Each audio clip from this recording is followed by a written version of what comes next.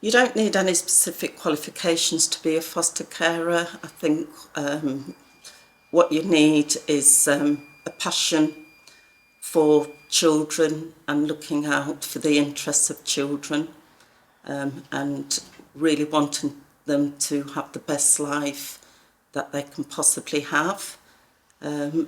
You also need to be able to nurture, love, care, challenge sometimes, but ultimately it's about looking after the best interests of that child so that they can hopefully go on to be well-rounded adults and live the best life. There is so much support out there for foster carers. Each fostering agency and local authority differs, but certainly in terms of Derby City, they offer an array of different support, and that's from as soon as an individual or a couple registers their interest to become foster carers, and right the way through in terms of the training they get, the variety of that training, the different ways you can access that training, other foster carers and the buddy scheme.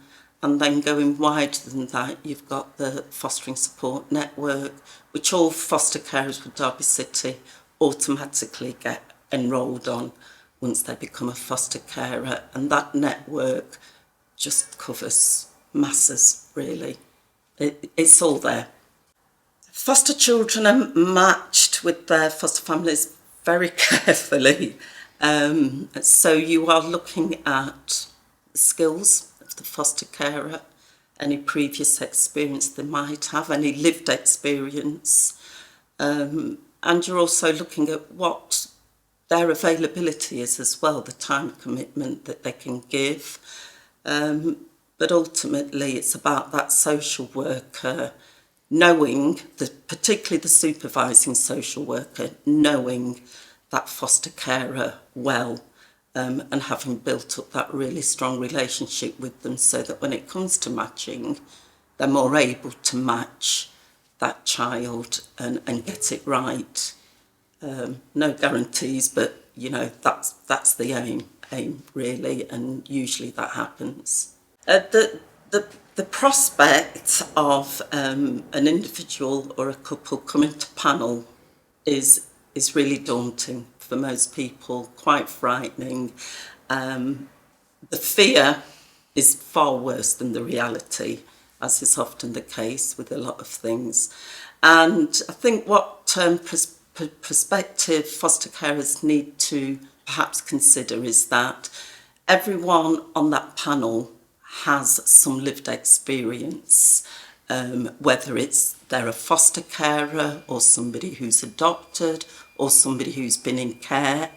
They all have that experience, and they're all from different backgrounds. All of us are so diverse, it's untrue, but we all bring something to the table that is connected to a child that has been in the care system or who is in the care system.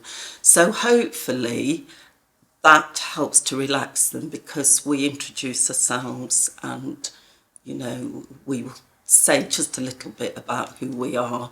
I think what Derby City have a pack of all the panel members with a bit of a write-up about the background, and hopefully that provides some reassurance to people that come to panel that we're just like everybody else with our own lived experience, that we're able to make a judgment based on those experiences. And of course, when they come into panel, it's important to be as welcoming as possible and to make them feel relaxed and to have a smile. And it is daunting walking in and seeing that sea of faces. So we try really hard to be as accessible and as down to earth as we possibly can, because it's important to get the best out of them, really.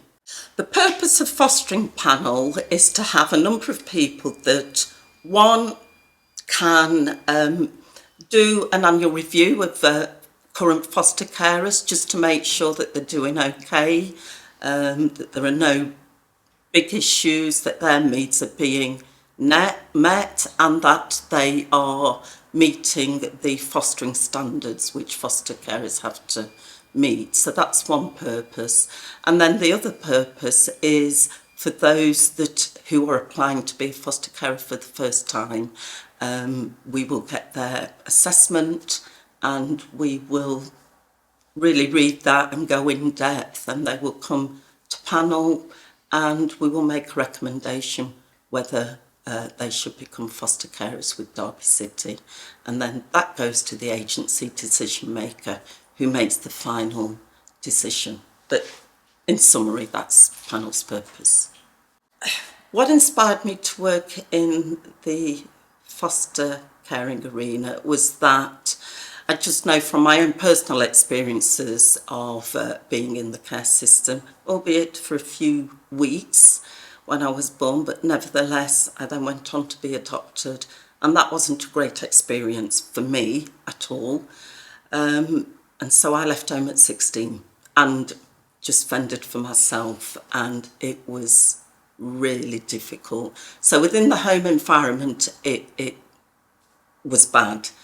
But also, as I say, leaving home at 16, you think you are an adult and you know it all, but you are a child and you are vulnerable. And I made a lot of mistakes along the way. And I think there, but for the grace of God, the different situations that I could have found myself in. And what it taught me was that the importance of having that wraparound nurture around you as a child. You've got that support network, that nucleus, and you know the expression, the saying, it takes a village to raise a child, is absolutely true.